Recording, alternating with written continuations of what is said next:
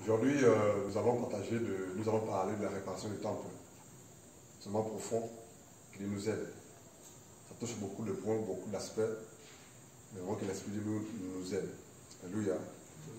Mais avant de partager cela, juste nous rappeler que par la grâce de l'Église des maisons ont commencé jeudi, à 18h. Demain, tu as la lourde responsabilité pour l'Église des maisons de Lima. Tu as la lourde responsabilité. Tu as vraiment la lourde responsabilité. C'est chez la sœur Sévoine, mais c'est toi le responsable, avec la sœur. Travaillez davantage. Bon, organisez-vous en fait. Amen. Maman Yvette, l'église qui est à la maison, au quartier, travaillez avec ceux qui viendront pour le reste de Dieu. Voilà quoi. Frère Français également de son côté, l'Oasis. Voilà quoi. Que Dieu fasse grâce. Tu es celle de mon endroit, chez Sovia. Que Dieu fasse grâce. Tu es celle de Nkaba. Tu es frère Patrick, que Dieu fasse grâce. Travaillons pour le Seigneur et Dieu saura comment nous récompenser. Amen. C'est pas facile. Chez elle, il n'y a pas de souci. Elle n'est pas maintenant. Elle est encore là. Elle partira, c'est vrai. Mais on n'a pas encore la date exacte. C'est là, non? Ce jeudi, l'église maintenant commence du côté de Moulili. C'était mon Moulili. Donc moi, je serai entre la cité Moulili et mon Latour, en fait.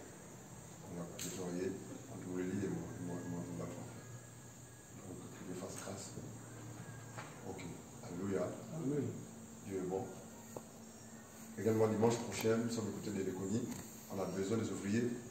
Je clôt sur les prières. Effectivement, on a besoin des ouvriers engagés, disponibles. Vous savez, ce n'est pas dans la qualification qui compte avec Dieu, la disposition. Alléluia. Quand Dieu voit la disposition de cœur, la disposition, Dieu qualifie en fait. C'est pour ça que Dieu travaille. Dieu ne cherche pas les personnes qualifiées pour travailler avec eux. Dieu cherche les personnes disposées, disponibles.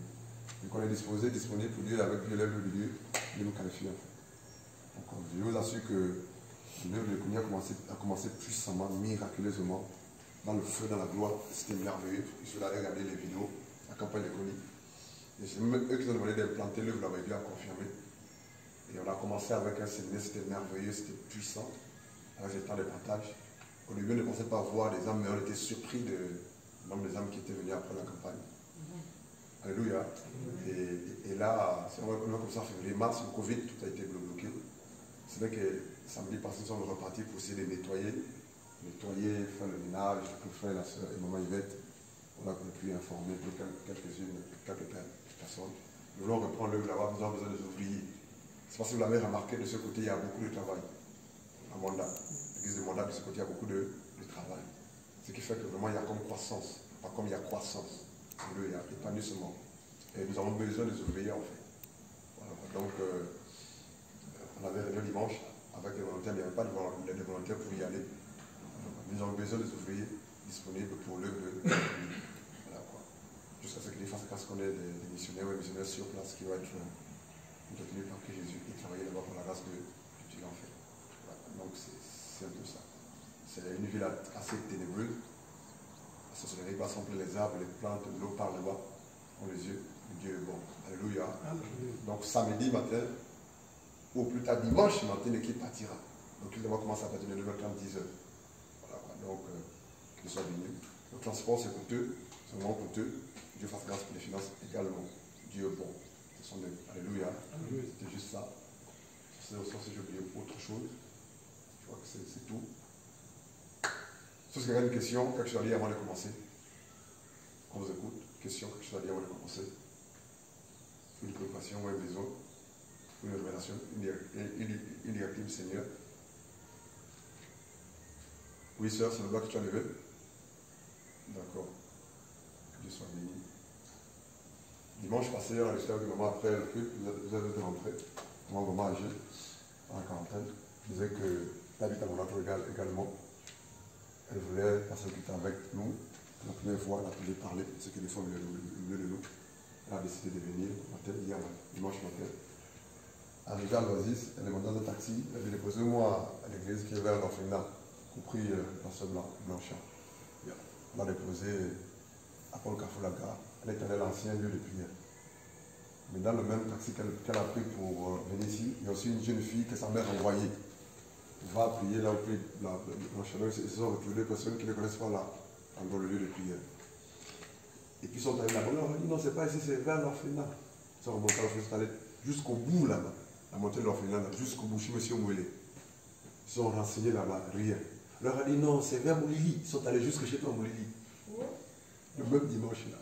Ils sont allés à Moulili. On leur a dit non, c'est pas ici, c'est vers quelque part là. Ils sont revenus, ils sont descendus, ils sont allés encore au fond là-bas. Elle m'a dit, je suis quitté chez moi à 8 heures. Je suis arrivé ici à 10 heures. Parce qu'elle tournait dans tous les sens. Avec la jeune fille que la mère voyait ici pour venir. J'ai dit, waouh, Dieu fait des choses en fait. Elle s'est dit, tant que je ne trouve pas, je ne retourne pas à la maison. Elle a béni Dieu, a dit vraiment le message, il m'a fait du bien en fait. Alléluia. Qu'il soit béni, que la gloire lui revienne. Amen. Dieu est bon.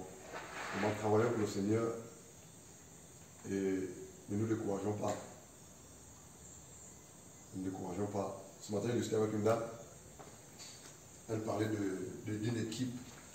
Elle disait que si le serviteur de Dieu, l'homme de Dieu n'est pas là pour une équipe avec qui c'est fait comme il veut, par rapport au thème, on va l'aborder tout à l'heure, on va oublier à l'Esprit de Dieu. C'est un peu difficile en fait. Et si on travaille en équipe, c'est ce qu'on se force à se faire, si on travaille en équipe, je n'ai jamais pris une décision sans consulter les frères et les sœurs. Toujours lorsqu'on est en réunion, tel on va s'asseoir. Qu'est-ce qu'on pense de ça? Et puis après Dieu fait grâce. Elle disait vraiment, il faudrait que elle vient à la maison aujourd'hui, on a changé de tout, on parlait, puis on a abordé le sujet, et je crois que c'est Dieu qui m'a appelé en fait. Il faudrait qu'il y ait une équipe en fait. Voilà quoi. Et si un homme de Dieu dans une église n'a pas une équipe avec laquelle il travaille, et s'il n'y a pas une confiance dans le membre, par rapport aux membres de cette équipe-là, c'est difficile en fait. Là, c'est bien en fait. L'équipe qu'il a choisie, c'est Dieu. Alléluia. Il fait entrer les gens dans l'équipe. L'œuvre est là, des gens viennent, les frères sont grands, persévèrent, mais il y a une équipe qui travaille d'arrache-pied. Je ne sais pas si vous comprenez. Qui se prie, qui se sacrifie, qui se donne, qui s'adonne, qui s'investit. Et si vous vous rendez compte que depuis l'ancienne alliance jusqu'à la nouvelle alliance, ça a été comme ça en fait. Avec Élie, Élisée, c'est une équipe. Alléluia. Et l'école, parce qu'Élie avait Élisée, il y avait aussi une école des prophètes. Il y avait des prophètes qui travaillaient avec Élie. Et quand Élie est parti, Élisée est resté. Et puis Élisée a continué avec l'école des prophètes. Donc il y avait des personnes avec Élie qui travaillaient pour la gloire de Dieu. Et lorsqu'on regarde un tout petit peu dans la nouvelle alliance, c'est la même chose. Quand le maître par excellence vient, lui, il s'entoure de 12 personnes, ensuite de 70. Et le chiffre a grandi en fait. Et c'est un peu ce qu'on appelle l'équipe apostolique ou pastorale. Voilà quoi. C'est des hommes et des femmes vraiment qui travaillent d'arrache-pied pour la gloire de Dieu au prix de leur vie.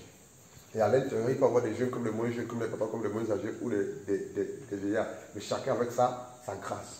À tel point que lorsqu'il y a besoin quelque part, on délègue, on envoie. Toi, va. C'est un peu ce que l'apôtre Paul faisait en fait. Alléluia. Lorsqu'il y a un travail à faire quelque part, toi, va.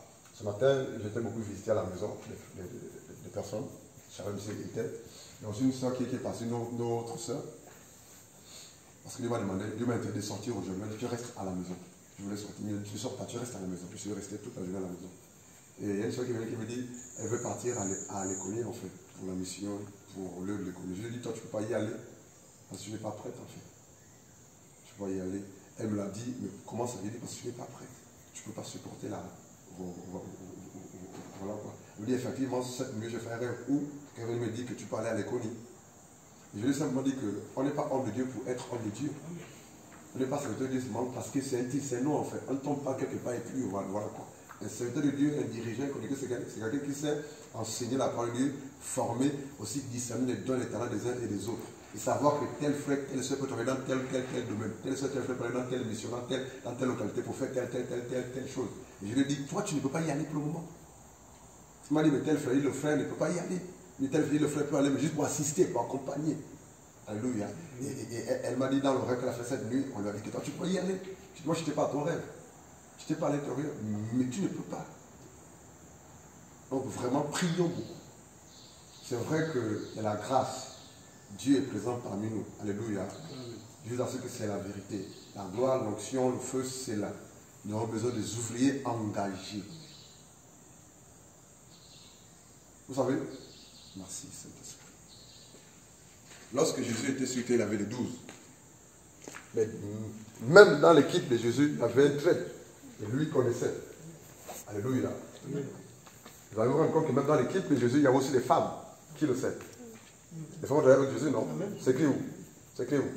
Dieu fait combien de fois? On a prévu de parler de la préparation du temple, mais Dieu nous conduit. On a commencé l'enseignement là. Je ne sais pas si vous le comprenez. Oui. Partagez-nous un passage. Le temps d'enseignement, c'est libre. Soyons libres. Oui. Où Jésus est avec les femmes. Laisse-les. Tu fouilles. Non, un passage dans la tête. Non. Marie et Marthe travaillaient avec Jésus. Oui. Dans le passage. Alors, dans Luc chapitre 8.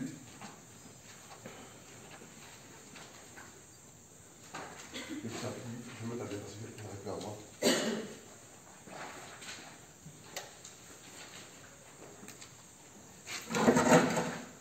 Luc chapitre 8. Je vais aller le verset 1. 2. Luc chapitre 8, versets 1 et 2. Ensuite, Jésus allait de ville en ville et de village en village, prêchant et annonçant la bonne nouvelle du royaume de Dieu. Verset 2.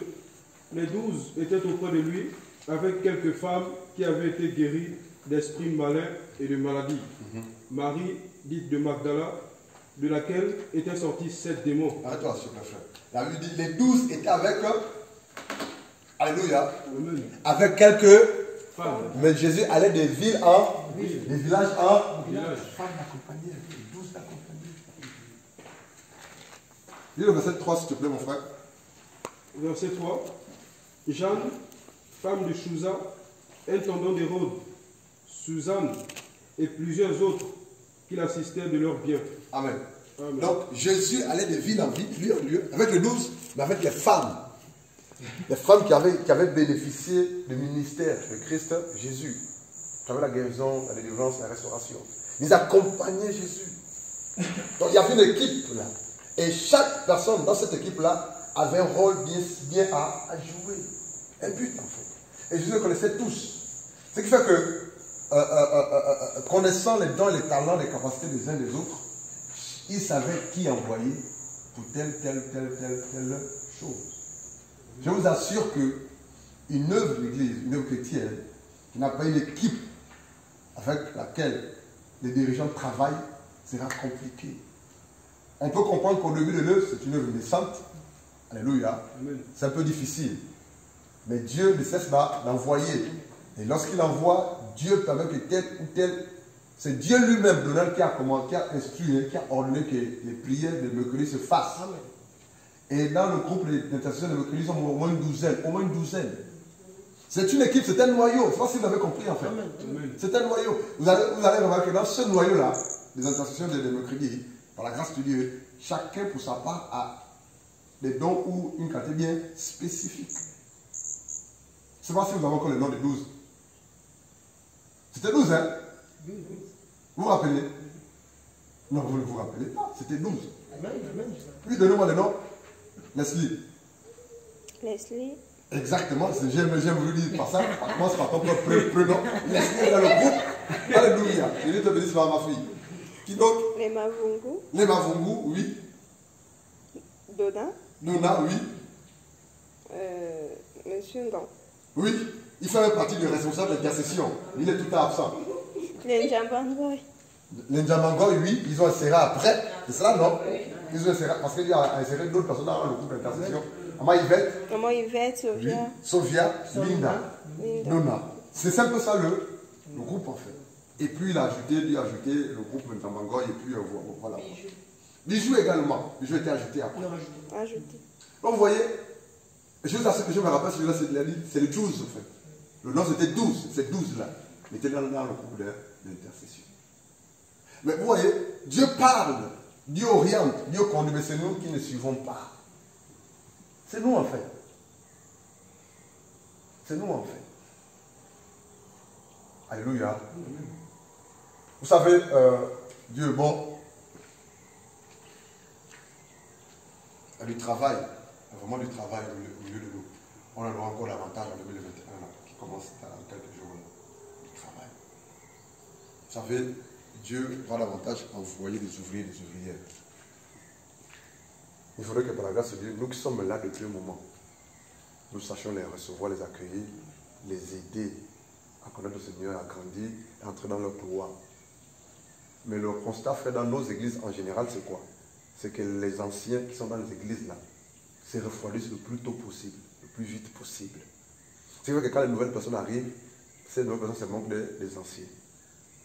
Parce que lorsqu'on parle d'enseignement, on pense que c'est l'affaire des nouvelles personnes en fait. Alors que les anciens doivent aussi être là pour réactualiser les connaissances. Pour recevoir davantage. Et ça va encourager les nouvelles personnes qui viennent. Ah, mais il y a même tel ancien qui est là. Ça va l'encourager en fait. On ne doit pas se lasser, frère Francis les autres, de se faire enseigner. Même si l'on revient sur le même thème, mais juste parce que si on revient sur un thème, donc on a déjà abordé parce qu'il va ajouter quelque chose. Amen. Ça en fait. Alléluia. Vous êtes libre de poser des questions, n'importe quelle question, même par rapport à la façon dont je travaille, par rapport à la façon dont je fonctionne, vous êtes libre avant de commencer le partage. Je vais être libre aujourd'hui. Toutes les questions. On va sur un libre. Oui, frère. J'ai en fait une question là. C'est quelque chose, le plus souvent, quand je lis un peu l'histoire d'Élie, Élisée, tout, et il y a, en fait, il y a un nom qui vient souvent, les fils des prophètes. Donc, j'aimerais savoir, est-ce que ce sont des enfants que les prophètes ont fait, qui prophétisent, ou bien que c'est une école des fils des prophètes? Bon, d'accord. J'aimerais un peu savoir. Bonne question. L'affaire d'école des prophètes, là, ça a commencé avec Élie. On peut me dire avec Maurice de plus en fait. Mais ça a bien pris vie. Je peux avoir arrêté, mais on peut économiser. C'est bon, non? Tu peux arrêter là-haut? Oui. Ça a bien pris vie avec Élie. Quelle était la mission d'Élie? La mission d'Élie, c'était quoi? Pourquoi Dieu a appelé Élie? Oui, seul. Wow. Oui, quelqu'un d'autre? Oui, Israël. Leslie? Charlène? Dieu a appelé Élie seulement pour endiguer les fausses doctrines, les faux prophètes. Vous allez vous rappeler du mont Carmel. C'est là que s'accomplit véritablement la mission d'Élie, le prophète Élie. C'était pour confronter les prophètes de Baal. Alléluia. Et qu'est-ce qu'Élie dit à ce gars-là? Allons-y. C'est un roi combien là? Un roi 18. Allons-y. On va voir ça rapidement. On va être libre d'être conduit par l'Esprit de Dieu. Un roi 18. Soit 18, soit 19. Allons-y. Allons-y avec un roi 19. Un roi 19. Tu as dit 18, hein? C'est 18. C'est un roi chapitre 18. On va aller avec le verset 20. Allez-y. S'il te plaît, reste sur la page. Un roi chapitre 18. À partir du verset 20. À partir du verset 20. Akab envoya des messagers vers tous les enfants d'Israël. Et il rassembla tous les prophètes à la montagne du Carmel. Alors Élie s'approcha de tout le peuple et dit, jusqu'à quand boiterez-vous des deux côtés? Si l'Éternel est Dieu, allez après lui. Si c'est Baal, allez après lui. Le peuple ne lui répondit rien. Et Élie dit au peuple, je suis resté seul des prophètes de l'Éternel. Et il y a 450 prophètes de Baal. Que l'on nous donne 2 taureaux, qu'ils choisissent pour eux l'un des taureaux, qu'ils le coupent par morceaux et qu'ils le placent sur le bois sans y mettre le feu. Et moi, je préparerai l'autre taureau et je le placerai sur le bois sans y mettre le feu. Verset 24. Puis, invoquez le nom de votre Dieu, et moi, j'invoquerai le nom de l'Éternel. Le Dieu qui répondra par le feu, c'est celui-là qui sera Dieu. Arrête-toi là. Avec dit au verset 20, Akab, le roi Akab, envoyait des messagers vers tous les enfants d'Israël. Nous sommes dans 1 roi chapitre 18, le verset 20. Il rassembla les faux prophètes, il rassembla les prophètes à la montagne de Carmel. Verset 21. Alors Élie s'approcha de tout le peuple d'Israël, c'est cela. Il dit, jusqu'à quand boiterez-vous de deux côtés? Élie arrivait à l'époque d'Élie, on est arrivé à une époque où on ne savait qui adorait, qui priait. Soit soit le dieu Baal ou le dieu d'Israël, le dieu d'Abraham, d'Isaac et de Jacob. Pourquoi? Parce que l'apostasie, la profanation est rentrée en fait. Alléluia. Et là, Dieu envoie Élie pour restaurer le thème. Et là, Élie dit pourquoi vous battez? Soit vous êtes avec le vrai Dieu, ou vous êtes avec Baal. Choisissez qui vous voulez adorer, servir. Pourquoi vous avez deux pieds? Un pied là-bas, un pied. C'est la même chose avec les païens. Ou du moins les chrétiens. Les religieux en fait. Ils ont un pied dans le Seigneur, un pied dans le monde. En vérité, ils n'appartiennent pas à Dieu, ils appartiennent au diable. Amen. Et il leur dit, mais pourquoi vous battez? L'infirmité spirituelle. C'est vrai qu'ils sont infirmes spirituellement parce qu'ils ne savent, on ne sait pas où les trouver. Même le diable n'a pas besoin d'eux. Non mais c'est la vérité. Pourquoi vous battez? Soit notre téléphone arrête ou sous silencieux. Soit vous êtes avec Dieu ou avec Baal. Choisissez qui vous devrez obéir et servir. Et là, Dieu suscite Élie pour faire arrêter l'adoration des faux dieux en Israël. Élie est un prophète de confrontation, Amen. De puissance. Amen. Et là, maman, va faire la chaise là, toi tu es un peu lourde, fais attention. Et là, Dieu suscite Élie parce que le désordre est rentré en Israël. On ne savait plus où on pouvait trouver les adorateurs véritables. Tout était mélangé, confondu. C'était le désordre, l'anarchie. Et Dieu suscite Élie pour amener l'ordre. Élie était un prophète par la grâce de Dieu. C'était un restaurateur. Amen.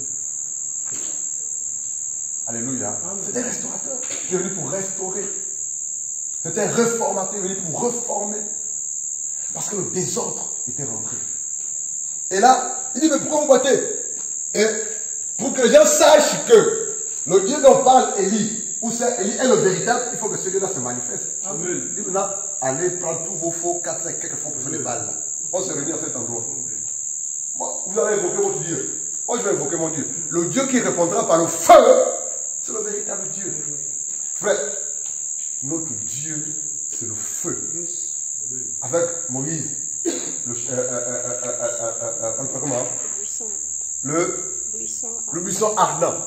L'esprit de Dieu est appelé l'esprit de feu. Donc, notre Dieu, c'est un Dieu de feu. Et j'aime quand Dieu se révèle à travers le feu. Et toutes les personnes à qui Dieu se révèle à travers le feu, c'est des malades. Rien ne peut les arrêter. Dieu se révèle à moi par le canal de feu. Tout mon corps était embrasé de feu sans se consumer. Ce que je vous dis, c'est la vérité. Dieu se révèle à moi à travers le feu. Tout mon corps a brûlé. Le feu me signe, je ne brûlais pas. Et là, ils sont arrivés au mont Carmel. Et puis, c'est le vrai Dieu qui a répondu par le feu. Après les faux prophètes de Baal qui étaient plus de 400 qui ont été égorgés. C'est Élie qui les a égorgés. Ils ont égorgés. Tués en des mots. Parce qu'ils étaient allongés de l'apostasie, du désordre, de l'anarchie. Là où il y a les faux prophètes, là où il y a les faux serviteurs de Dieu, frère, c'est par eux que le diable travaille pour nuire les véritables et nuire l'œuvre de Dieu. Amen. Amen. Amen. Les faux serviteurs, ils font plus de dégâts que les païens. Amen. Les faux prophètes font plus de dégâts dans le monde que les païens. Je préfère manger avec un païen que de manger avec un faux chrétien. Amen. Il est dangereux, frère. Il est dangereux, frère. Et là, la Bible dit, il a voulu pour le feu, il a rapporté la victoire. Pour répondre à la question, c'est Élie qui a commencé avec l'école des prophètes. Ça a commencé depuis, mais avec Élie, ça a sérieusement pris vie. C'était quoi le rôle de l'école des prophètes? Ce n'est pas comme nos écoles actuellement. Lorsque vous entendez formation de prophètes ou école des prophètes, il y a les inscriptions, c'est payant. Là, il faut. On te fait payer l'inscription, on te fait payer la formation de 1 an, 2 ans, 3 ans, c'est payant. Ça, c'est pas Dieu. Vous avez reçu gratuitement, donné gratuitement. Tout ce qui concerne Dieu, la Bible là, la parole de Dieu là, que l'on fait payer, c'est le diable qui est glorifié. Amen. Mais il s'inspire de l'école des prophètes d'Élie. Mais Élie avait une école de prophètes c'est pas une école physique, bâtiment, tout avec. Non, non, c'était des personnes qui étaient autour d'Élie, qu'Élie enseignait, préparait pour confronter les faux serviteurs de Dieu, ou les faux prophètes en fait. Et il avait une équipe avec lui, école des prophètes. Ils étaient soit fils de prophètes, c'est-à-dire ils naissaient des prophètes, disons qu'il y avait des mystères prophétiques, ou c'était des fils spirituels. Alléluia, qu'Élie mettait au monde. Donc quand on parle de fils des prophètes, selon le contexte, c'était des personnes qui étaient soit, qui étaient issues, soit des personnes qui avaient le ministère prophétique, ou des personnes qui étaient à côté d'un prophète. Alléluia. Qui ont été engendrés spirituellement. Et le rôle de cette école de prophètes à l'époque d'Élie et d'Élisée, Élisée a commencé à continuer avec la même chose. C'était d'endiguer, bloquer les faux. C'est tout en fait. Et défendre la saine doctrine. C'était tout en fait.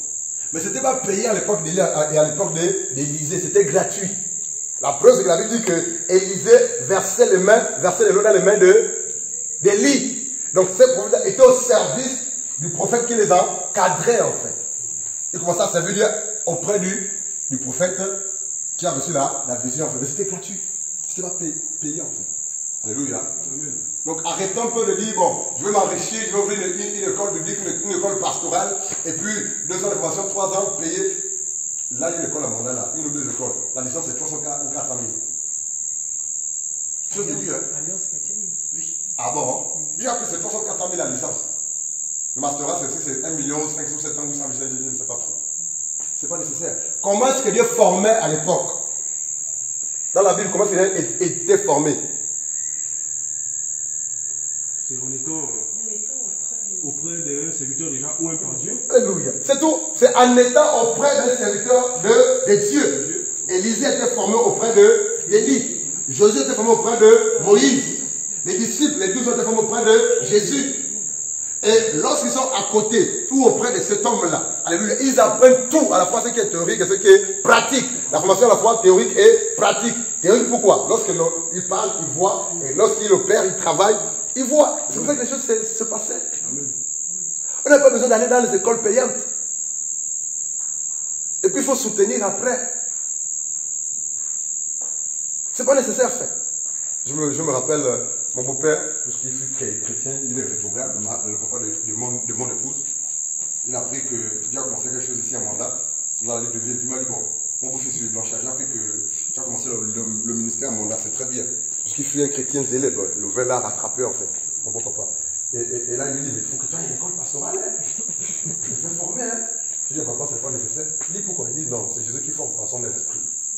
Alléluia. Et quand je suis arrivé à Manda, il m'a dit, tu ne vas pas dans les associations d'église, tu ne vas pas dans les associations de pasteurs. Amen. Dieu maintenant il t'a dit catégoriquement. Amen. Tu ne vas pas dans les associations de pasteurs. Je ne peux pas aller m'associer avec un faux prophète comme Élie, Jephthé. Il est dans cette association de pasteurs-là. Non, honnêtement, dans ces associations-là, il y en a qui ne sont pas exemplaires des modèles. Alléluia. Je dis à papa, le même Dieu qui m'a appelé, Dieu va me former. Alléluia. Amen. Autre question. S'il n'y a pas de question, on va commencer avec l'enseignement. On a déjà commencé depuis l'huile d'Onal. Donc une école de prophètes existe. Alléluia. La Bible en parle. Dans l'enseignement avec Élie, avec Élisée, les autres en fait. C'est des prophètes qui étaient auprès d'un prophète. Les uns appellent prophète majeur. Voilà. Je n'ai pas trop cette expression en fait. Et puis ce prophète qui a reçu la vision forme les autres. Alléluia. Voilà. Donc c'est un peu ça. On va aller dans 2 Rois chapitre 12. Nous allons parler de la réparation du temple en quelques mots. La réparation du temple. Allumez vos téléphones pour vous éclairer. La réparation du temple. Nous prions qu'il fasse grâce pour l'électricité. Amène l'autre ampoule quelque part là sur le banc. Pour que ça éclaire.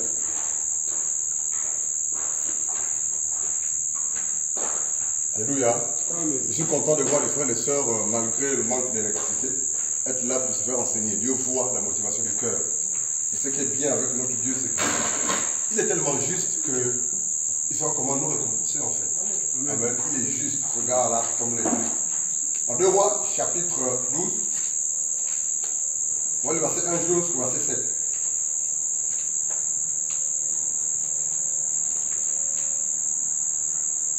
Si quelqu'un peut m'aider. 2 Rois, chapitre 12. 12, verset 1 à 7. Et l'autre va prendre 2 Chroniques, chapitre 29, verset 1 à 19. 2 Rois 12, d'abord 1 à 7. Allons-y. 2 Rois 12, 1 à 7. La 7e année de Jéhu, Joas devint roi. Quelqu'un a-t-il 2 Bibles, s'il vous plaît? Vous donnez au frère qui est au fond. Je veux pas que Bible. Quelqu'un a-t-il 2 Bibles? Ah, vous avez la vôtre? Ok, donnez-lui. Il a de quoi s'éclairer. Quelqu'un a-t-il un portable qui a la lumière là pour qu'il s'éclaire? Alléluia. Bonsoir frère. Que Dieu vous bénisse, c'est bon arrivé. Merci. Vas-y, Raël. La 7e année de Jéhu, Joas devint roi. Et il régna 40 ans à Jérusalem. Sa mère s'appelait Tibia de Beersheba.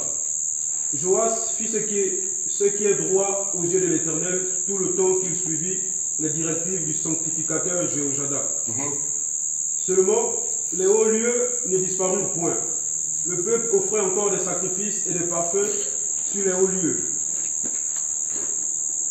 Joas dit au sacrificateur: tout l'argent consacré qu'on apporte dans la maison de l'Éternel, l'argent ayant pour savoir l'argent pour le rachat des personnes d'après l'estimation qui en est faite, et tout l'argent qui vient au cœur de quelqu'un d'apporter à la maison de l'Éternel, que les sacrificateurs le prennent chacun de la part des gens de sa connaissance, et qu'il l'emploie à réparer la maison partout où il se trouvera quelque chose à réparer.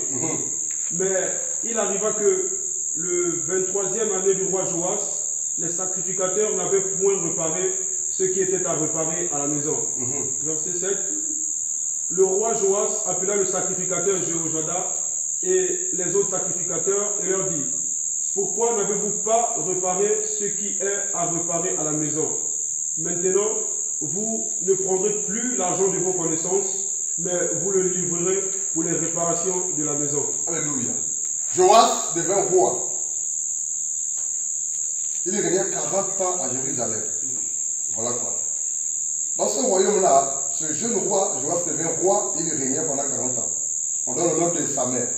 Et précisément au verset 4 de 2 Rois 12, car il dit, Joas dit au sacrificateur: tout l'argent consacré qu'on apporte dans la maison de l'Éternel, l'argent ayant pour à savoir l'argent pour le rachat des personnes, d'après l'estimation qui est faite, c'est cela, et tout l'argent qui vient du cœur de quelqu'un, au cœur de quelqu'un, d'apporter à la maison de l'Éternel, que les sacrificateurs le prennent chacun de la part des gens de sa connaissance et qu'il l'emploie à la réparation de la maison, qu'il emploie à réparer la maison partout où il se trouvera quelque chose à réparer.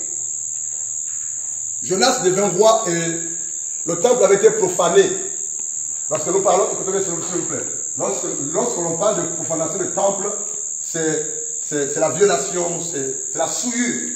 Le temple de Jérusalem, qui avait été construit par Salomon le tout premier, avait été profané. A subi, je vais dire, plusieurs profanations, violations, souillures. Voilà quoi. Il y a certains rois de l'époque, voilà, que ce soit du côté du royaume du nord ou du royaume du sud, c'est-à-dire Juda ou Israël, certains rois avaient profané le temple de Dieu. Voilà quoi. Et quand on parle de profanation du temple, c'est la violation du temple, c'est la souillure. Donc les mauvaises choses, les mauvaises pratiques, l'idolâtrie, les mauvaises doctrines étaient introduites dans le temple en question. Ou du moins, certains rois faisaient des alliances avec d'autres rois, prenaient les choses saintes qui étaient dans le temple, telles que les ustensiles du temple, pour donner ça à d'autres rois païens. Et là, on parle de profanation du temple. Le temple a été profané plusieurs fois, a subi des profanations. Et lorsque Jonas devint roi, lui veut réparer. Quand on parle de réparation, c'est la mise de quelque chose en bon état. C'est cela, non? Quand on parle de réparation, c'est ramener quelque chose à son état normal ou initial. Et le temple avait été violé. Le temple avait été profané. Les souillures sont rentrées dans le temple. Mais Jonas, étant roi, dit c'est pas normal. On doit réparer. On doit restituer tout ce qui a restitué dans le temple. On doit restaurer tout ce qui a restauré dans le temple. On doit ramener à son état normal.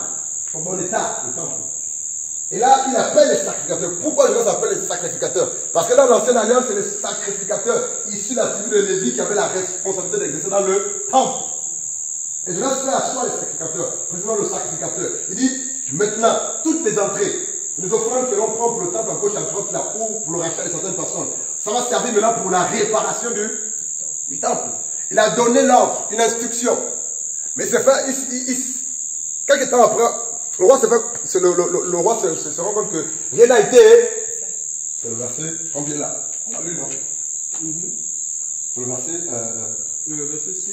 On va lire à partir du verset 6. Mais il arriva que la 23e année du roi Joas, c'est ça, pardon, c'était Joas, non, Joas, les sacrificateurs n'avaient point réparé ce qui était à réparer à la maison de l'Éternel. Frère, ce n'est pas une histoire qu'il y a de maintenant. Il y a des hommes que Dieu établit dans l'église. Mais ces hommes qui sont établis dans l'église ne font pas le Dieu comme Dieu veut qu'ils le fassent. Satan les dépouille. Les hommes savent ce qu'ils doivent faire dans l'église, le corps de Christ. Ils ne font rien. La lourdeur, c'est la paresse, c'est le raisonnement, c'est le péché. Le roi demande au sacrificateur de réparer. Il dit même, voici les moyens. Faites ce qu'il veut faire. Mais quelque temps après, rien ne se fait. Mais comment ça? Et là, la Bible dit, au verset 6, je vais relire. Seigneur, aide-nous ce soir. Beaucoup de choses vont être dites, que Dieu nous aide à comprendre. Mais il arriva que la 23e année du roi Joas, les sacrificateurs n'avaient point réparé ce qui était à réparer à la maison d'Éternel. 7. Le roi Joas, c'est cela, appela le sacrificateur. Joas, celui qui était devenu des autres sacrificateurs. Et les autres sacrificateurs. Et leur dit, pourquoi n'avez-vous pas réparé ce qu'il y a à réparer à la maison? Maintenant, vous ne prendrez plus l'argent de vos connaissances, mais vous le livrerez pour la réparation de la maison. Donc, Jonas avait ça à cœur. La réparation du temple. Le temple de Dieu avait été souillé, avait été profané, violé. Des choses malsaines ont été introduites, ou les choses saintes qui étaient dans le temple ont été sorties. Certaines choses saintes ont été utilisées pour les mauvaises fins, ou les fins qui n'ont rien à voir avec la parole de Dieu, la gloire de Dieu. Mais Dieu, par le canal de Jonas, voulait que le temple soit réparé, restauré, rétabli, ramené à son état initial, en bon état. 2 Chroniques 16, 2 Chroniques 29, allons-y. 2 Chroniques 29, c'est encore plus clair ici. 2 Chroniques 9. Là, c'est le roi Ézéchias, un autre roi. La Bible dit dans 2 Chroniques chapitre 29, merci Seigneur, on va aller sur verset 19, on peut ça. On va rester un peu longtemps dans ce passage-là. Dans 2 Chroniques chapitre 29, que Dieu nous aide, je vais lire si tout le monde a la page. Alléluia. Amen. Si vous avez des questions, levez seulement la main. Alléluia. Levez juste la main ou interpellez-moi pour prendre votre question. C'est le temps de partage, enseignement, des questions et réponses également. Ézéchias devint roi à l'âge de 20 ans et il régna 29 ans à Jérusalem. Sa mère s'appela Abijah, fille de Zacharie. Il fit ce qui est droit aux yeux de l'Éternel, entièrement comme avait fait son père David. Verset 3. La première année de son règne, au premier mois, il ouvrit les portes de la maison de l'Éternel. Donc, la maison de l'Éternel était fermée. Alléluia, fermée. Il avait été profané, violé, souillé. Les portes ont été fermées. Frère, le temps de la fin que nous sommes, le temps dans lequel nous sommes, c'est le temps de la fin. Frère, il y a des lieux de culte ou des églises qui sont fermés à cause du péché, qui se ferment à cause du péché. Le péché entre, le péché va son plein, les fausses doctrines. Mais qu'est-ce qui se passe? Tout se ferme, tout s'éteint. Et là, le roi Ézéchias, c'était un roi béni et aimé de Dieu, un roi exemplaire. Le roi Ézéchias devint roi très jeune, et lui, il se rend compte que le temple est fermé. Pourquoi le temple est fermé? Il a été violé, profané, souillé. Il sait que c'est au temple que le Dieu Yahweh se rejoint avec son peuple. C'est dans ce temple-là que le Dieu va invoquer, parler à son Dieu, supplier son Dieu. Et le gars, lui, il veut quoi? Ouvrir les portes. Et c'est alors que verset 3, la Bible dit, Dieu merci, les premières années de son règne, au premier mois, il ouvrit les portes de la maison de l'Éternel. Il les répara. Waouh! Il a réparé. Et la Bible dit au verset 4, il fit venir les sacrificateurs et les lévites. Voilà quoi? Qui assembla dans la place orientale. Verset 5. Il leur dit, écoutez-moi, lévites. Maintenant, sanctifiez-vous, c'est cela non? Sanctifiez la maison de l'Éternel, le Dieu de vos pères, et mettez ce qui est impur hors du sanctuaire. Car nos pères ont péché, ils ont fait ce qui est mal aux yeux de l'Éternel, notre Dieu. Ils l'ont abandonné, ils ont détourné leur regard du tabernacle. L'Éternel, ils lui ont tourné le dos. Ils ont même fermé les portes du portique et éteint les lampes. Waouh, c'est grave. Ils ont tourné le dos à Dieu, ils ont fermé les portes, ils ont éteint les lampes, donc le chandelier qui était au lieu saint, qui était censé être allumé, éclairé 24 heures sur 24. Ils ont éteint. Ça veut dire que Dieu n'était plus en fait. Et la Bible dit au verset 8, aussi la colère de l'Éternel a-t-elle été sur Juda et sur Jérusalem, c'est-à-dire le royaume du sud. Et il les a livrés au trouble, à la désolation et à la moquerie, comme vous le voyez de vos yeux. Ici, on se rend compte qu'à cette époque-là, le peuple de Dieu était devenu la risée de toutes les nations païennes. Pourquoi? Parce que le temple de Dieu était fermé, souillé, profané. Quelqu'un peut m'aider dans la lecture, le verset 9? Aidez-moi s'il vous plaît, je vais prier un peu. Verset 9. Et voici, à cause de cela, nos pères sont tombés par l'épée, et nos fils et nos filles et nos femmes sont en captivité. 10. Maintenant, j'ai à cœur de faire alliance avec l'Éternel, le Dieu d'Israël, afin que l'ardeur de sa colère se détourne de nous. 11. Maintenant, mes fils, ne soyez pas négligents, car c'est vous que l'Éternel a choisi pour que vous vous teniez devant lui, pour le servir et pour être ses serviteurs et ceux qui lui offrent. Arrête-toi là. Le roi savait, selon la loi de Moïse, donc la parole de Dieu, que les seules personnes qui étaient censées servir au temple physique, c'était les sacrificateurs, issus de la tribu de Lévi. Et le roi savait, tant que ces serviteurs ne servaient qu'au temple, tant que le temple était fermé, le temple physique, Dieu n'était pas avec eux. Et là, lorsqu'il est vers roi, écoutez bien s'il vous plaît, on parle de choses profondes et sérieuses. Lorsqu'il est vers roi, la première chose que le roi a faite, c'est quoi? C'est de restaurer, de rétablir, de réparer. C'est d'ouvrir la porte. Et il appelle les sacrificateurs. Il dit, c'est ça votre travail. Faites-le. Et la Bible dit, au verset 10, voilà quoi. Au verset 10, j'ai donc l'intention de faire alliance avec l'Éternel, le Dieu d'Israël, pour que son ardente colère se détourne de nous. Donc la colère de Dieu était sur eux. Pourquoi? Parce que le temple a été profané, souillé, fermé. Le chandelier éteint. Les choses précieuses, les choses saintes de l'Éternel ne se faisaient plus. C'était la profanation totale. Le paganisme, le désordre, le péché. Et la Bible dit, Dieu les a tournés le dos. Mais lorsque Ézéchias vient, il devient roi, il répare le temple. Verset 16, je vais lire. 2 Chroniques 29, 16. On lit. La Bible dit, les sacrificateurs entraient dans l'intérieur de la maison de l'Éternel pour la purifier. Waouh! Ils ont obéi, c'est cela, non? Pour la purifier. Ils sortirent toutes les impuretés qu'ils trouvaient dans le temple de l'Éternel, les mirent dans les parvis de la maison de l'Éternel. Où les Lévites, écoute bien, verset 16, les sacrificateurs entrèrent dans l'intérieur du temple. Ce n'est pas tous les Lévites qui rentrent dans le temple. La Bible dit, ils ont purifié. Ils sortirent toutes les impuretés qu'ils trouvaient dans le temple éternel et les mirent dans le parvis. Parce qu'il y avait le parvis, le lieu saint, le lieu très saint, ou le saint des saints. Voilà quoi. La Bible dit, ils le mirent dans le parvis de la maison où tout le monde avait accès. Voilà quoi. C'est-à-dire les Lévites, l'éternel. Où les Lévites les reçurent pour les emporter dehors au torrent de Cédron. Verset 17. Ils commencèrent cette purification le premier jour. Pardon, du premier mois. Le 8e jour du mois, ils entrèrent dans le portique de l'Éternel et ils mirent 8 jours à purifier la maison de l'Éternel. Waouh! Et le 16e jour du premier mois, ils avaient achevé. Donc c'est pratiquement 8 jours d'abord de purification totale, partielle je veux dire, et 16 jours de purification totale. Donc il y a un travail de fond qui s'est fait.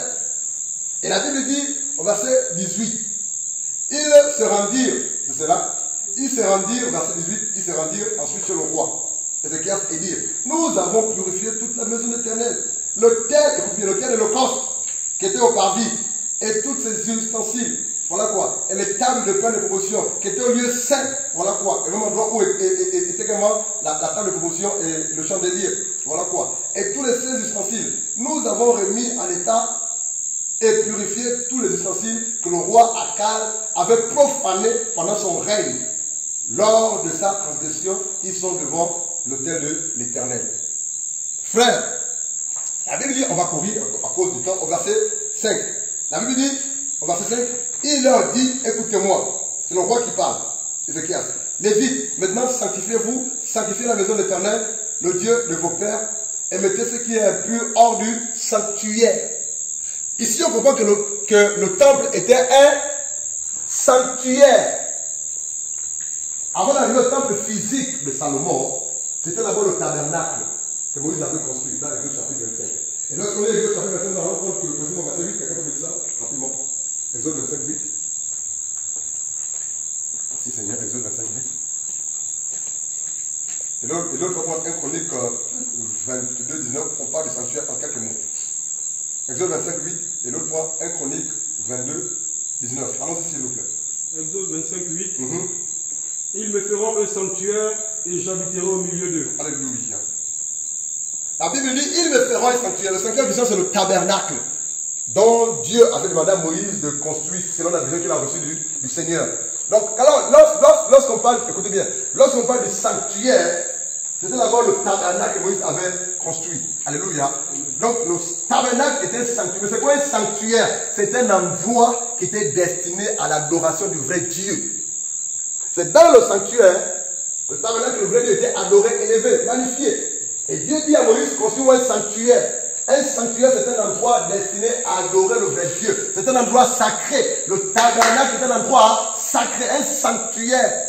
Dieu le saint, où la sainteté de Dieu, la vie de Dieu, la présence de Dieu était là. Et là, dans 2 Chroniques chapitre 22, verset 19, quelqu'un d'autre?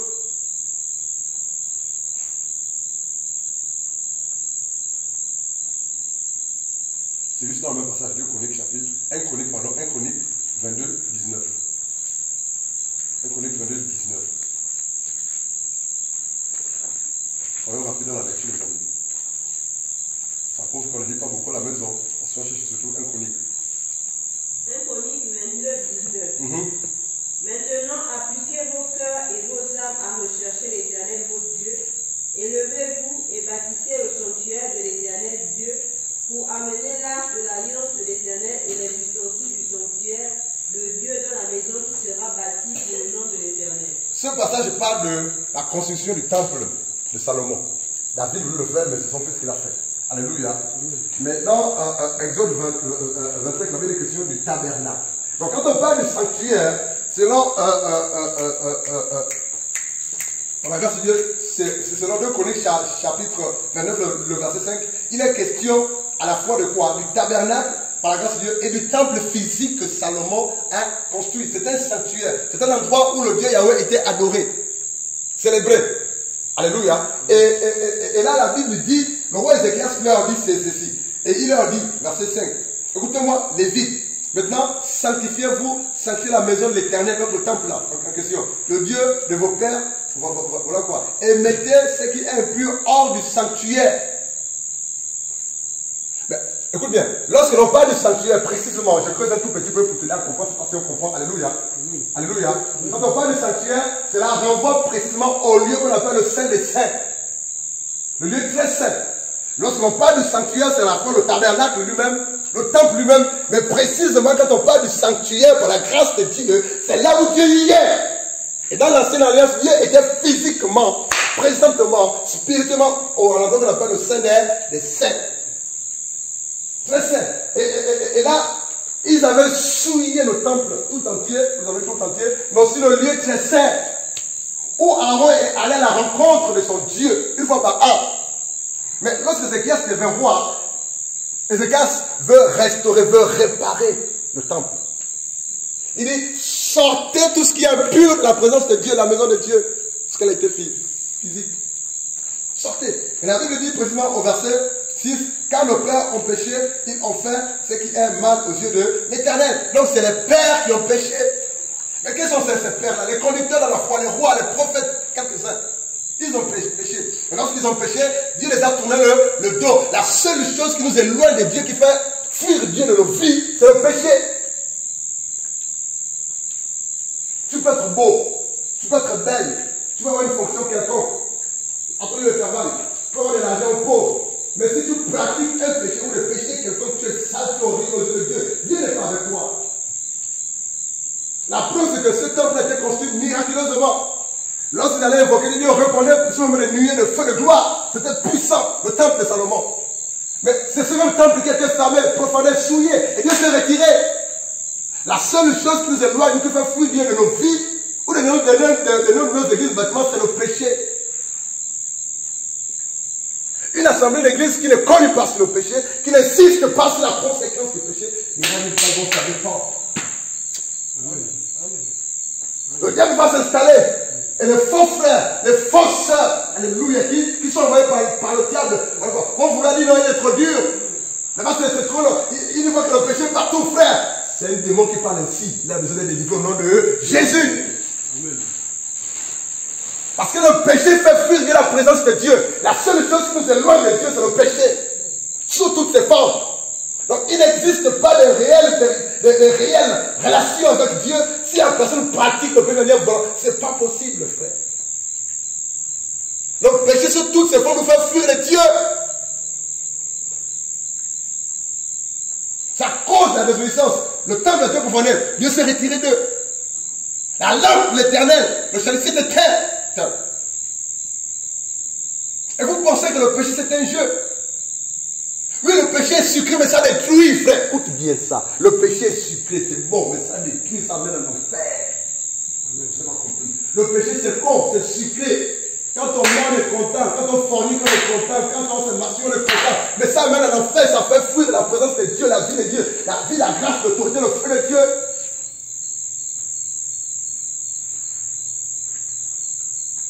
Frère, c'était un bâtiment physique, mais Dieu n'est plus là. Dieu n'était plus là, c'est un faux.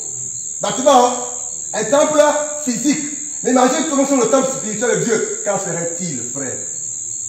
Quand serait-il? Ça, on va en venir en fait. Quand serait-il? Et là, la Bible dit, verset 10, j'ai donc l'intention de faire alliance. Non, c'est le verset 6, 7 d'abord. Ils ont même fermé les portes du portique et éteint les lampes. Et ils ont offert à Dieu Israël ni parfum, ni holocauste dans le sanctuaire. Donc, le service ne se faisait plus normalement. Pourquoi? C'était souillé, profané, violé, fermé. Tout est fermé. Dieu s'est retiré. Ceux qui étaient censés faire le service au temple avaient désobéi, péché. Et la Bible dit au verset 7, c'est le verset que je crois. 8. Aussi, la colère éternelle a-t-elle été sur Juda et sur Jérusalem, et il les a livrés au trouble. Pourquoi? Le temple a été profané. La colère de l'éternel. Regarde, mon frère, ma soeur, ne t'amuse pas avec la colère de Dieu. Avant que je ne prêche sur l'amour, avant que je ne prêche sur les bénédictions, j'ai prêché sur la colère et sur le vivre et sur l'enfer, sur la conséquence du péché. Mais vous allez remarquer que les fausses assemblées actuellement dans le monde font l'inverse. Ils prêchent sur les choses qui ne sont pas d'abord salutaires.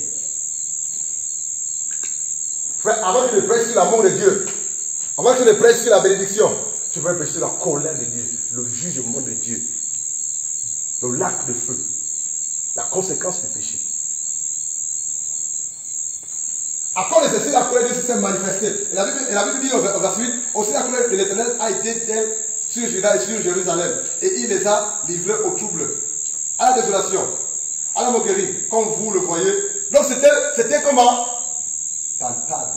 C'était visible que Dieu s'était mis en colère après son peuple choisi. Dieu a fermé son temple, le temple le plus glorieux, le temple de Salomon. Est-ce que tu peux réaliser ça? Ça t'est fermé, frère. Et la Bible dit au verset 16, on va avancer. Les serviteurs entraient dans le temple, dans l'intérieur de la maison éternelle, pour la purifier. Ils sortirent les impuretés qu'ils trouvaient dans le temple de l'Éternel et les mirent dans le parvis. Voilà quoi, la maison de l'Éternel. Où les Lévites les reçurent pour les emporter dehors. C'est quoi la réparation? La réparation consistait par écoute bien, c'est quoi la réparation du temple? La réparation consistait à sortir tout ce qui n'est pas de Dieu du temple. C'est ça, non? Ils ont tous sorti, les impuretés, les corps étrangers, le feu étranger, les choses étrangères, ils ont tous sorti du temple. Parce que c'était ces choses-là qui les suivaient, qui suivaient le temple et qui a fait ce que Dieu s'éloigne, part de là. Deux choses se passent. Écoute bien, retiens seulement une fois pour tout. Deux choses se passent. Quand tu es chrétien de nouveau et que tu pratiques le péché, tu t'es arrêté une fois, deux fois, trois fois. Un certain nombre de fois, Dieu veut t'arrêter. Mais quand si tu n'écoutes pas, Dieu se retire de toi. Ça devient grave. Là, le monde s'installe. Ce que tu ne tolérais pas avant, tu commences à tolérer là. Quand tu discutes avec un chrétien qui était engagé, frère Donald, c'est mon fils, et que le gars était zélé, il était propre dans le Seigneur, il craignait Dieu, et qu'il commence à tolérer certaines choses, c'est le péché qui est tué. C'est tout, c'est tout. Le frère qui marchait avant, moi c'était sérieux. Frère, oui, ça c'est pas de Dieu, frère, oui. Réponds-toi, le frère. Maintenant, quand tu l'as dit, tu dis, oh frère, tu comprends? Dieu amour, et on peut comprendre, ça laisse le frère. Ne réfléchis pas, il a été séduit. Amen. Ne réfléchis pas. Commence à prier pour lui. Prie, jeune. Il a été séduit. Amen. Il a été séduit. Ce que je vous dis, c'est la vérité. Ils ont sorti du temple les impuretés. Mais qui rentre au lieu saint, au lieu très saint? C'est les sacrificateurs. Ils ont sorti au parvis. Et le parvis, le lieu, c'est le lieu très saint. Tout le monde pouvait être au parvis. Mais les sacrificateurs sont allés au lieu saint. Ils ont sorti certaines choses au parvis. Et les Lévites ont pris ça. Ils ont jeté ça dans le torrent, hors du temple. Il y a des choses que tout le monde doit sortir de nous, de ta vie, parce que ce n'est pas de Dieu. Le temple en question, c'est une préfiguration. C'est une image de toi et de moi dans le Seigneur. Nous sommes le temple spirituel, nous sommes le tabernacle de Dieu, nous sommes le temple de Dieu, dans lequel l'Esprit de Dieu habite. Et dans le tabernacle de Dieu, le temple spirituel de Dieu, Dieu ne peut pas permettre que le temple qu'il est, ou que nous sommes dans lequel il vit, cohabite avec le mal de péché. Les ténèbres et la lumière ne cohabitent pas, frère. Non, tu n'as pas compris. Les ténèbres et la lumière ne cohabitent pas, frère. Éteignez vos lumières un instant. Éteignez vos lumières un instant. Éteignez vos lumières un instant. S'il vous plaît, éteignez vos lumières. Éteignez vos lumières un instant. Éteignez vos lumières. C'est les ténèbres, non? Alléluia. C'est le noir total. Quand il y a le noir, c'est le noir, frère. Maintenant, mettons nos lumières, frère. Mettons-les. Que la lumière soit et la lumière fût. Les ténèbres et la lumière ne peuvent pas cohabiter. Soit c'est Christ qui règne à toi, soit c'est le diable. C'est tout, frère. Tu peux dire tout ce que tu veux. Blanchard est dur, Blanchard, il faut le pécher partout. Blanchard, ce petit-là. Frère, c'est la vérité. Et tu ne verras pas la gloire de Dieu si tu cohabites avec le péché. Pire encore, tu iras l'enfer si tu ne te répands pas. Le temple était fermé. Le temple était barricadé. Dieu s'est retiré. Il faut lire Ézéchiel chapitre 8. C'était compliqué là-bas. Ézéchiel se devient roi. Il purifie. Il veut ramener l'ordre. Il veut ramener les choses à son état normal, son état initial. Il ordonne, il instruit au sacrificateur. Allez, ne pas le temple. Videz tout ce qui n'est pas de Dieu dans ce temple-là que nos pères ont amené. Videz. Vous êtes... Non, mais c'est quand même difficile, frère. Pardonnez-moi, les amis. Entoure les chrétiens tolérants. Frère, il faut bien noter ça. Le slogan du tolérant là, le slogan qu'on dit tolérer là, c'est le PDG qui l'a amené. Non, il ne faut pas rire, c'est la vérité. C'est encore quoi leur slogan? Dialogue, tolérance. Dialogue, tolérance. C'est parce qu'ils tolèrent tout que le désordre est entré. Le mal, la sorcellerie, la pédophilie, l'homosexualité est entré. Ils se font ça entre eux là-bas. Le mot tolérance n'est pas le vocabulaire de Dieu, il ne tolère rien. Amen. Ça peut me coûter ce que ça va me coûter. Tolérer, c'est le PDG. Mais l'église, ce n'est pas le PDG.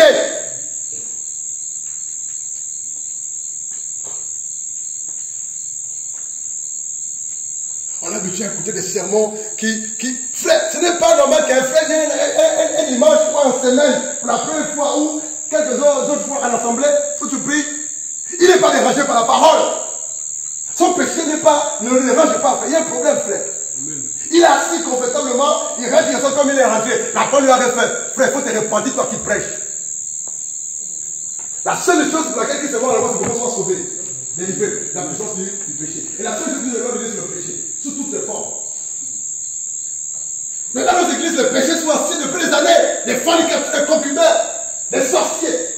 Frère, je te dis quelque chose, merci Saint-Esprit de Dieu. Dimanche, il y a une jeune fille qui est arrivée. Je ne sais pas si elle est là. Dieu la bénisse. La fille dit, parce que je vais vous voir. Je l'ai envoyé jusqu'à avec un frère. Je me rappelle que la jeune dame de temps, elle est toujours là. Je dis, parce que je vais vous voir. J'ai dit, maman, tu as dit ça que l'ancien là, non, oui. Elle dit, je vais vous voir, j'ai quelque chose à vous dire personnellement. Mon épouse me dit, va. Elle me fait Fabrice là. On l'a reçu. C'est comment elle a parlé. Dieu me dit, elle a trop parlé. Prie seulement. Prie seulement. Elle a trop parlé. Prie. Il ne faut pas qu'elle ait besoin. Prie. Je dis, Seigneur, pourquoi pendant le culte, la réunion, tu n'as pas fait tomber l'onction sur elle? Ils disent, parce que je voulais que ça se passe personnellement. Parce que ce qui devait se passer là, si les gens devaient voir ça, ils devaient être paniqués. C'était compliqué, frère Francis était là. L'ancien était là. C'était compliqué, frère. Quand vous êtes parti, c'était sur quoi là-bas? L'onction est tombée sur le nom de Saint Fabrice qui a prié. L'onction est tombée sur elle. Frère, je vous une parenthèse, écoutez-moi bien s'il vous plaît. Nous parlons de choses précieuses. Dans certaines familles, il y a ce qu'on appelle des programmations mystiques. C'est quoi une programmation mystique? Ce sont les clans ou les associations de sorcellerie dans ta famille, dans les familles en général. Ils préparent les gens mystiquement, sorcellairement pour accéder à leur trône sorcellaire ou familial. Et dans certaines familles, il y a des personnes qui étaient consacrées même avant qu'ils soient formés. Parce qu'ils avaient tel enfant va naître, à telle époque, comment ils font, c'est la sorcellerie. Et lorsque cet enfant vient dans le sein de la femme en question, il le consacre. Il se dit, dans la chose mystique là, qu'à l'âge de, c'est ça qui va accéder au trône. Et tout ce qui se fait après sa naissance là, dans la grossesse, pendant la grossesse, après la naissance là, tout, c'est une préparation pour accéder au trône. Préparation mystique. Et cette jeune fille là a été victime de ça. Frère, tu ne m'amuses pas avec le nom de Jésus, frère. Le nom de Jésus est glorieux. Tu peux tout m'arracher. Je ne m'arrache pas ma foi et la crainte de Dieu que j'ai. Non, ce que je dis, c'est la vérité. Tu peux tout m'arracher. Tu peux m'insulter comme les gens font dehors là. Tu peux tout lire, ça c'est pas mon problème. Mais la crainte de Dieu, frère, tu ne m'amuses pas avec. Quand ton l'onction tombe sur elle, elle était programmée. À 30 ans, elle accède à la royauté de sa famille sorcière. Pourquoi 30 ans? Si tu ne sais pas, 30 ans, c'est un âge d'or dans le monde des ténèbres. Le monde invisible de Dieu, le monde invisible. Dans le monde invisible de Dieu, dans le monde invisible du diable. L'âge de 30 ans, c'est un âge d'or dans le monde invisible de Dieu, dans le monde invisible du diable. Ça 30 ans que tu as une relation ministère, même pas mal. Ça 30 ans que tu devient roi, même pas mal. Ça 30 ans que Joseph devient premier ministre, vrai ou faux? On ne joue pas avec l'âge de 30 ans, frère. Il y a l'âge de 12 ans, l'âge de 30 ans, l'âge de 40 ans, ce sont des âges puissants. Elle était préparée. 28 ans après, on dit dans 30 ans, dans 2 ans, elle prend le trône. Elle vit des choses bizarres, elle ne se comprend pas. Elle n'a pas été la plus seule. Mais l'onction est tombée sur elle, frère. La gloire de Dieu. Tu sais là où on a préparé toi là? Tu sais, sous un citronnier, derrière la maison. Le Seigneur est mort. Je m'en fous si le Seigneur est mort. Jésus est Seigneur. Amen. Tu sais ce qu'on a pris en elle? Tu sais ce qu'elle doit nous produire? Tu sais ce qu'elle doit faire? Tu sais, sors au nom de Jésus. Amen. Elle va se marier, elle va travailler, elle va pas ceci, ses enfants, machin, on a mort, on a signé un livre de 2000 de sang. Ça, c'est pas pour Dieu a rempli le sang. Amen.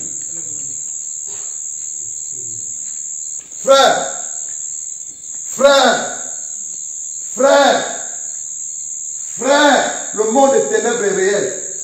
Amen. Frère, on ne s'amuse pas. C'est sérieux.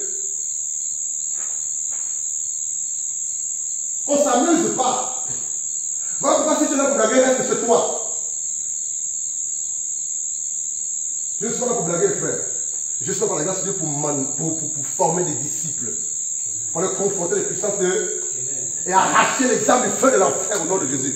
Qui le dit, le veut que les âmes soient arrachées. Amen. Je ne négocie pas avec le diable. Il m'a mandaté pour ça. Amen.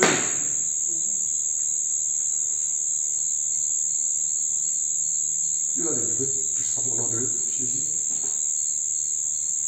Et voilà pourquoi j'ai senti ça. Voilà pourquoi j'ai voyé ça. Voilà pourquoi j'ai dit ma fille, c'est ça. Elle a été programmée. Programmation mystique. 12 ans, Jésus commençait à exercer. 30 ans, il est rentré dans son ministère. 40 ans, c'est l'âge d'or. On s'assoit, c'est l'âge de sagesse, de maturité dans la foi, dans le Seigneur, dans la spiritualité. On s'amuse avec ces âges-là. On va avancer, c'était juste une parenthèse. Alléluia. La Bible dit au verset 17, ils commencèrent cette purification le premier, ils ont achevé le 16e jour. Alléluia. Allons-y. 1 Timothée chapitre 3, 15. 1 Timothée 3, 15. L'autre fois, 1 Timothée 3, 15. Un autre 2 Corinthiens 6, 16, 19. L'autre fois, Ephésiens chapitre 2, 21, 22. À cause du temps encore. 1 Timothée 3, 15. L'autre fois, 1 Corinthiens 6, 16, 19. L'autre fois, Ephésiens 2, 21, 22. Alléluia.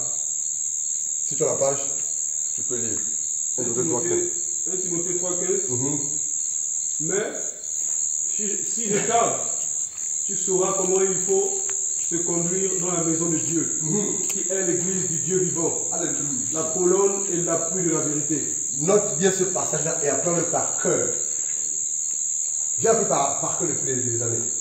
La Bible dit si je tarde, c'est l'apôtre Paul qui parle à son fils dans la foi. Timothée. Mon fils, si je tarde à venir là où tu es, sache que il faut bien se conduire dans la maison de. Il faut bien se conduire dans la maison de Dieu. Qui est l'église du Dieu Vivant. Qui est la colonne appuyée de la Vérité. l'église, ou le temple de Salomon, ou le tabernacle, c'est une préfiguration. Ça annonçait l'église, que tout le monde soit l'église spirituelle, le corps de Christ.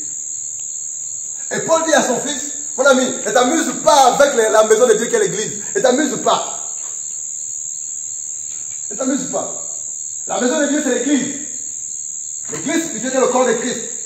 Et il dit, par la grâce de Dieu, l'église en question, c'est la colonne.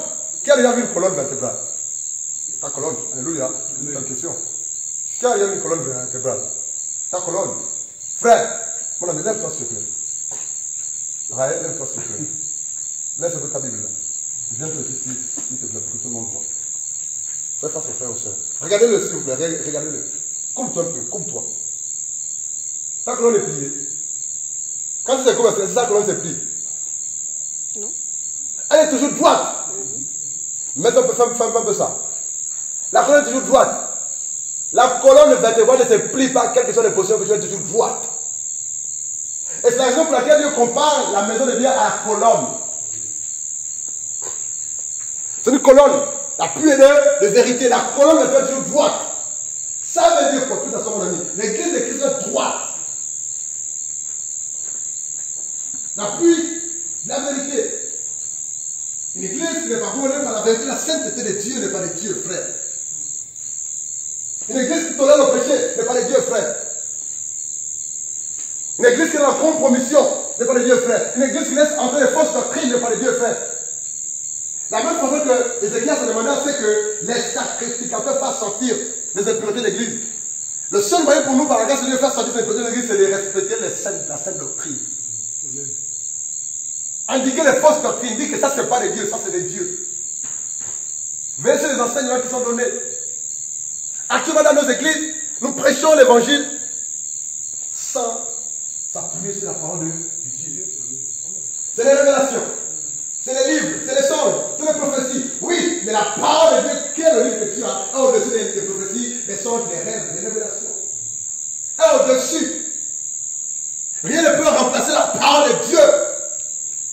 Des expériences avec Dieu ne peut pas remplacer la parole de Dieu ou l'autorité de la parole de Dieu. Écoute bien, frère. Amen. Ton onction ne peut pas remplacer l'autorité de la parole de Dieu. Ta grâce, ta vie. La parole de Dieu est au-dessus de tout. Mais actuellement, nous vivons un christianisme sans parole de Dieu, sans les saintes écritures. C'est la chair, c'est les émotions, c'est les expériences, c'est les révélations. C'est j'ai vu, j'ai senti, c'est les sensations, je sens que. Ça, c'est pas de Dieu, on ne sait pas. Il est écrit, il est dit, la Bible dit, la parole de l'église, c'est ça l'église, frère. Quelqu'un m'a dit un jour que si telle personne a dit que les femmes ne doivent pas porter des bijoux, c'est parce que tel prophète a vu que, étant dans un magasin, il a vu qu'il y avait des femmes qui avaient des bijoux, il a fait un rêve où il a vu les femmes, les os, et puis il est dans le magasin, il s'est rendu compte que ces mêmes femmes qu'il a vu dans le rêve qui sortaient des os avaient les mêmes bijoux, les mêmes vêtements. Frère, on n'enseigne pas, on ne fonde pas, on ne crée pas une doctrine sur les rêves. On ne crée pas de doctrine sur le fondement ou la base des rêves. La parole de Dieu suffit, frère. L'église est l'appui, est la colonne d'appui, la vérité, frère. Le verset suivant, s'il vous plaît. 1 Corinthiens 6, 16 à 19, c'est ça, non? Après, on va prendre. Allons-y, les amis, courons. Je crois qu'il est à 20 heures. On n'a pas le temps. Vous avez bien? 5. On arrête maintenant, on arrête. Non. Allons-y. 1 Corinthiens 6, verset 16 à 19. Ne savez-vous pas que celui qui est uni à une prostituée est un seul corps avec elle? Car les deux, dit-il, seront une seule chair. 17. Mais celui qui est uni au Seigneur est un seul esprit avec lui. 18. Fuyez la fornication. Quelque péché que l'homme commet, il est hors du corps. Arrête-toi là. Frère, si tu es uni à une prostituée, si tu sors avec une prostituée, tu t'es uni avec elle spirituellement. Mais non, on pense que le mot prostituée, on va savoir ceux-là qui couchent avec les femmes de manière un peu coucher avec un homme. Tu veux être une femme, sans être mariée, tu es une prostituée. Tu es uni. Tu couches avec un homme, avec une femme, sans être mariée, tu es prostituée, tu meurs, tu vas en enfer. Mais lorsqu'on est uni à l'Esprit de Dieu, le Dieu est avec eux. Alléluia. La Bible quoi? Fuyez quoi? La fornication. Dans la version David, c'est écrit fuyez la fornication. Dans la version Martin, c'est écrit fuyez la fornication. Donc, on doit fuir le péché. On doit sortir de manière volontaire. Tu remarques que tu es enfant de Dieu par la grâce de Dieu, tu es nouveau, et que tu remarques qu'il y a quelque chose en toi qui n'est pas de Dieu, frère. Enlève ça toi-même. Je m'en sépare. Au nom de Jésus, je prends la décision de m'en séparer. Au nom de Jésus, je le ferai que c'est au nom de Jésus. 2 Corinthiens 16. 2 Corinthiens 6. 2 Corinthiens 6, 16. Vas-y, frère. 2 Corinthiens 6, 16. Là, la lutte 1 Corinthiens 6. On va aller dans 2 Corinthiens. Quelqu'un va lire 1 Corinthiens 3, 16 après. On est dans 2 Corinthiens 6, 16 et 19. 6, 16 et 19. Vas-y, frère. Dans le courant, 2 Corinthiens 6, 16. Et quelle convenance y a-t-il entre le temple de Dieu et les idoles? Car vous êtes le temple du Dieu vivant, selon ce que Dieu a dit. J'habiterai au milieu d'eux, et j'y marcherai, et je serai leur Dieu, et eux seront mon peuple. 17. C'est pourquoi sortez du milieu d'eux et soyez séparés, dit le Seigneur, et ne touchez pas à ce qui est impur, et moi je vous recevrai. 18. Je vous serai pour père, et vous me serez pour fils et pour fille, dit le Seigneur, le Tout-Puissant. Oh, le verset 16. J'ai dit 2 Corinthiens combien? 6, 16. Vas-y, je vais lire. Quel rapport y a-t-il entre le temple de Dieu et les idoles? Car nous sommes le temple de Dieu. Vivant, comme Dieu l'a dit, j'habiterai et je marcherai au milieu d'eux. Je serai leur Dieu et ils seront mon peuple. 17. C'est pourquoi sortez du milieu d'eux et séparez-vous, dit le Seigneur. La même façon que Ézéchiel a demandé à ceux que les choses soient séparées ou sortent du temple, Dieu veut qu'on s'en sépare. Et tout ce n'est pas de Dieu. On doit fuir, on doit haïr, on doit détester. Il dit au verset 18, je serai pour vous un père, et vous serez pour moi des fils et des filles, dit le Seigneur. Frère, on ne peut pas être fils et fille de Dieu, frère, si Dieu habite en nous en esprit en vérité. Amen.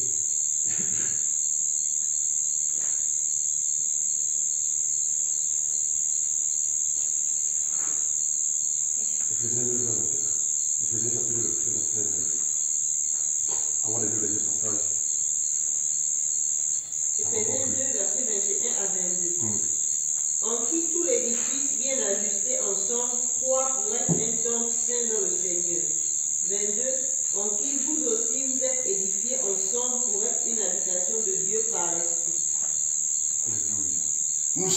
une habitation de Dieu en esprit. Nous sommes le temple de Dieu.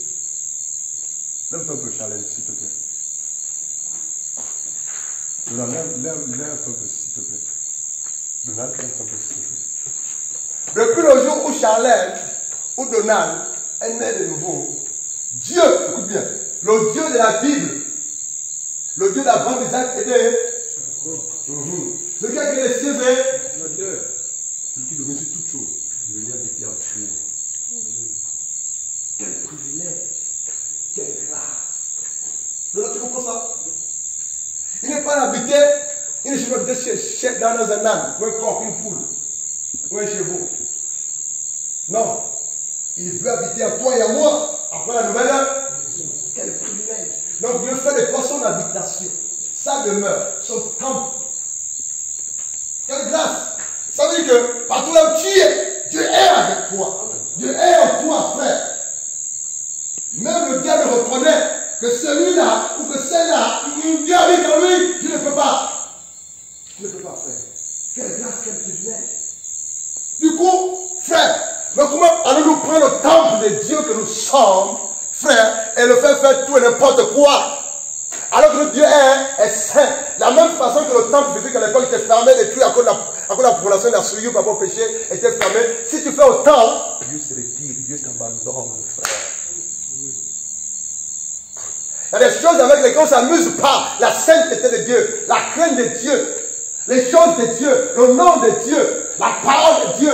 On ne s'amuse pas, frère, on ne s'amuse pas. Amuse-toi pour le poulet que tu manges, la viande que tu manges, amuse-toi avec tes études, avec ton travail. Ne t'amuse pas avec les choses de Dieu, avec la sainteté de Dieu, le nom de Dieu. Ne t'amuse pas, frère. Dans nos églises, il n'y a plus de crainte de Dieu. Pourquoi? Parce que les hommes de Dieu n'insistent pas sur la sainteté de Dieu, sur la crainte de Dieu, sur le jugement, la colère de Dieu. Après, quand le frère couche avec la soeur, ils font les enfants sans être mariés. Et puis, quand ils disent ça, Marion quoi? Il te sort de la famille. C'est pas toi coucher avec la soeur.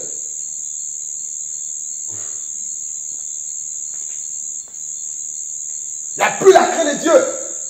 Tu n'es pas marié au frère. Écoute bien, écris. Tu n'es pas marié au frère. Sœur, dans le Seigneur, alléluia. Mais tu commences à aller dans la chambre de la soeur pour dormir. Ah! C'est ça qui peut se passer. Tu n'es pas marié au frère ou à la soeur. Mais parce que vous priez ensemble, puis ça va proposer. Oui, c'est bien, vous allez vous marier. La soeur est déjà mariée. Mais ce n'est pas parce qu'elle n'est pas proposée que c'est ta femme. Pourquoi tu vas venir dans sa chambre? Oh, c'est ma soeur, non? On marche main dans la main. Comme ça, main dans la main. Tu vois comment ça fait la chaleur du corps de la soeur. Tu sais que ça peut poser. Mais là, tu vois comment ça arrive à la soeur. Il n'y a plus de crainte de Dieu. Il n'y a plus de frère. Et c'est ça le problème de l'église de Gabon. La crainte de Dieu n'est plus dans nos églises. À telle époque, lorsqu'on trouve un certain Dieu qui est radical, lui, non, lui, il est extrémiste. Il abuse. Vous venez de JPC là, c'est la poubelle. Non, faux. JPC. Ça, c'est en gros entre eux dans le JPC. Vous vous asseoir. Frère, ne nous amusons pas, frère. Le salut est plus proche de nous que depuis le jour où on a cru. Je paraphrase le verset. Nous allons plus vers la fin. Par rapport à hier, en fait. Donc veillons. Tu es la maison de Dieu. Plus tu es de nous. Donc comporte-toi comme tel. Honore ton Dieu. Chéris ton Dieu. Crains ton Dieu. Adore ton Dieu. Tu n'es pas n'importe qui. Tu es enfant de Dieu. Fils, fille de Dieu. Frère, je ne sais pas si vous réalisez ça. Est-ce que Donna réalise ça? Elle est là, Donna. Est-ce que l'ami réalise ça? Le Dieu tout-puissant, c'est lui qui a créé les cieux et la terre, habite en toi. Ah, non, frère, tu n'as pas compris ça, frère. Jésus de Nazareth est en toi. Tu dis non, c'est pas Jésus, c'est l'Esprit de Dieu. Non. Je connais de nouveau. L'Esprit est en vous. Je ne pas en faire le corps de Christ. Le corps avec le Christ est réel. Lorsque corporellement ou physiquement, Christ habite en toi, c'est merveilleux. Frère, au début, c'est le Saint-Esprit qui est en toi. Mais lorsque Dieu voit ta fidélité, ton sérieux, alléluia, physiquement, corporellement, Christ vient habiter en toi. Et ceux en qui Christ est corporellement, frère, rien que leur présence, quelque chose se passe. Et quand tu prononces une parole, quelle que soit la distance où tu es, il y a quelque chose qui se passe. Quand tu tends seulement la main, frère, il y a quelque chose qui se passe. À distance, quand tu pries, c'est que Christ est formé corporellement en eux. Alléluia. 1, 2, 3, 16. On va terminer par là. Sauf s'il y a une question. 1, 2, 3, 16. 1 Pierre 3, 16. Ayant une bonne conscience, afin que quant aux choses dans lesquelles il médite de vous, comme des gens qui font de mal, ceux qui calomnient votre bonne conduite en Christ. Je vois alors, c'est 1 Corinthiens 3, 16. 1 Corinthiens 3, 16. On l'a dit au départ, non? 1 Corinthiens 3, 16, pardon. 16 et 17.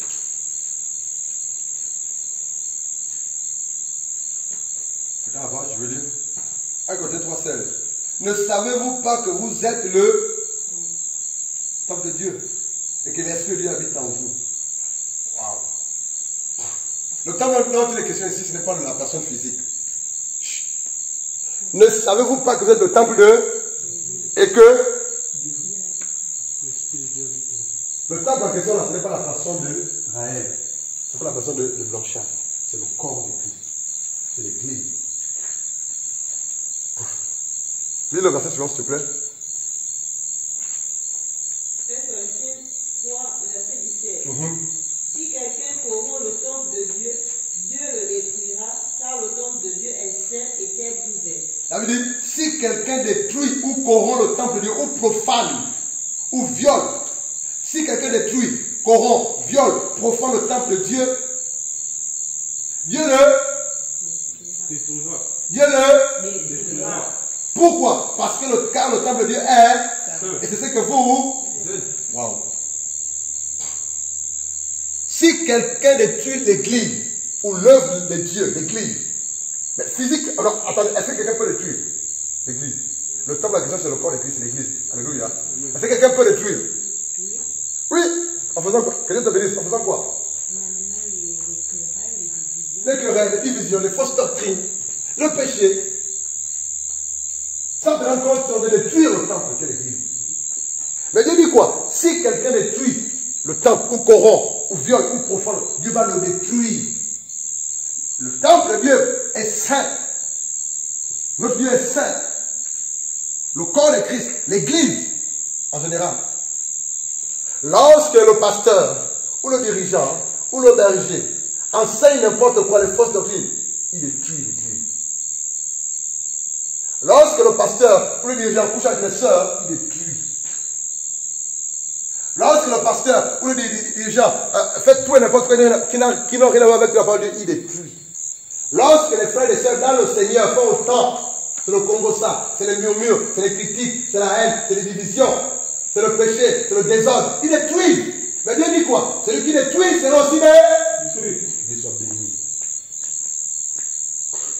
Donc, on est tous responsables. Et c'est lui qui prêche devant. Et c'est nous, celui qui écoute. On est tous responsables de ce qui se passe.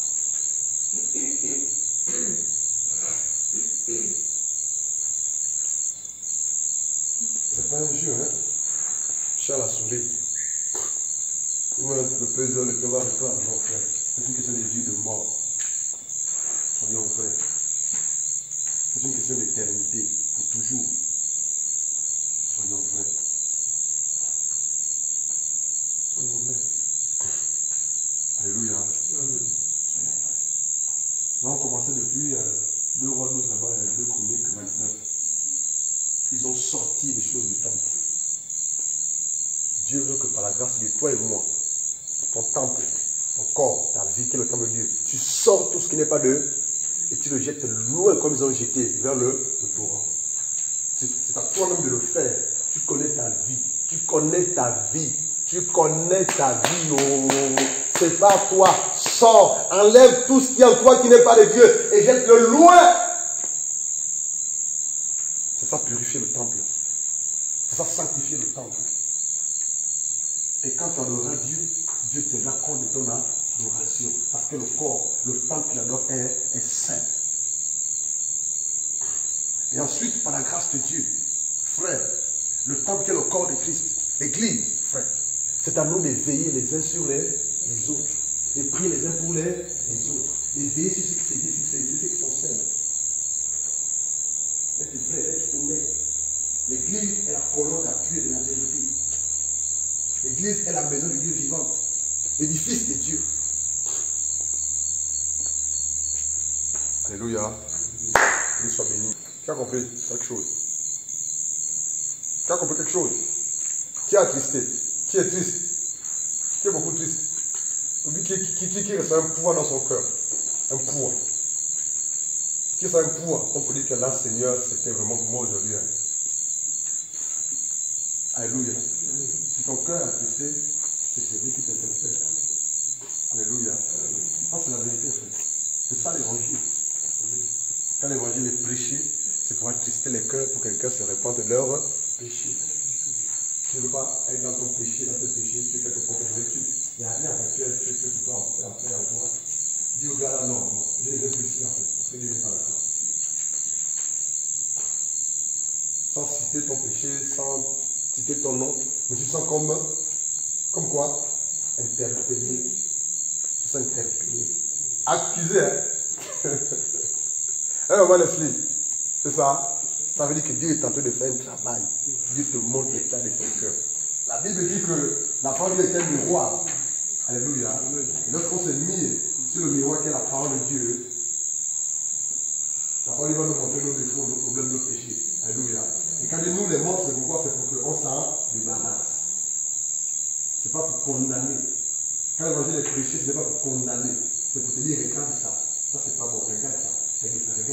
Regarde ça. Si tu veux être sauvé et béni Dieu pour ça, et passe à l'action. De la même façon que les sacrificateurs sont rentrés dans le temple pour sortir pour. Chez toi, ce soir, quand tu viens chez toi ce soir par exemple, Dieu, entre et sors tout ce qui n'est pas de Dieu dans ton cœur. De ton cœur. C'est dans le cœur. Alléluia. C'est dans le cœur. La Bible dit que c'est du cœur que sortent quoi, les mauvaises pensées. Les adultères, les fornications, les mensonges, les mœurs, c'est dans le cœur. Mais Dieu veut habiter dans ce cœur-là. Sors tout ce qui n'est pas de Dieu.